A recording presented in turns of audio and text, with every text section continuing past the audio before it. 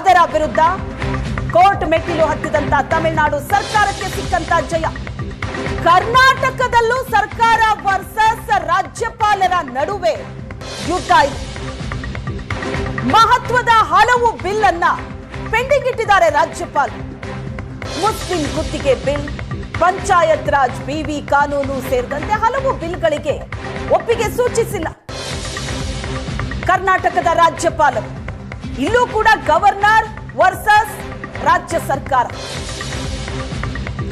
Supreme ಕೋರ್ಟ್ನ ಆದೇಶದ ಬೆನ್ನಲ್ಲೇ ಕ್ರಮ ಕೈಗೊಳ್ಳುತ್ತಾರಾ? ಗವರ್ನರ್ ವಿರುದ್ಧ ಸುಪ್ರೀಂ ಕದ ಬಡಿಯತ್ತ ರಾಜ್ಯ ಸರ್ಕಾರ?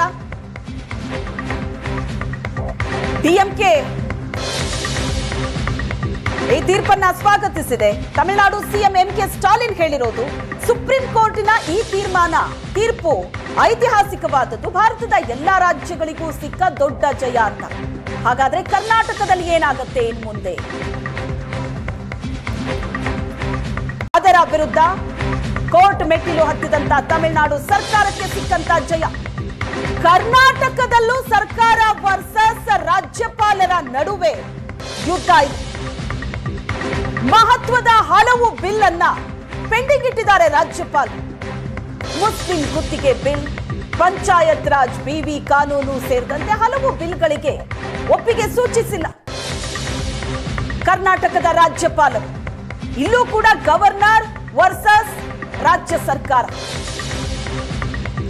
ಸುಪ್ರೀಂ ಕೋರ್ಟ್ನ ಆದೇಶದ ಬೆನ್ನಲ್ಲೇ ಕ್ರಮ ಕೈಗೊಳ್ಳುತ್ತಾರಾ? ಗವರ್ನರ್ ವಿರುದ್ಧ ಸುಪ್ರೀಂ ಕದ ಬಡಿಯತ್ತ ರಾಜ್ಯ ಸರ್ಕಾರ?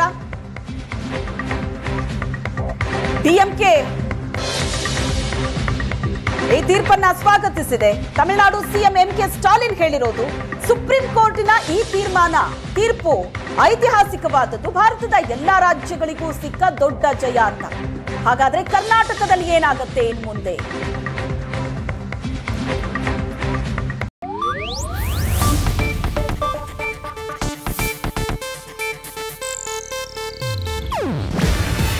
ಇದು ಏಷ್ಯಾನೆಟ್ ನ್ಯೂಸ್ ನೆಟ್ವರ್ಕ್ ಪ್ರಸ್ತುತಿ.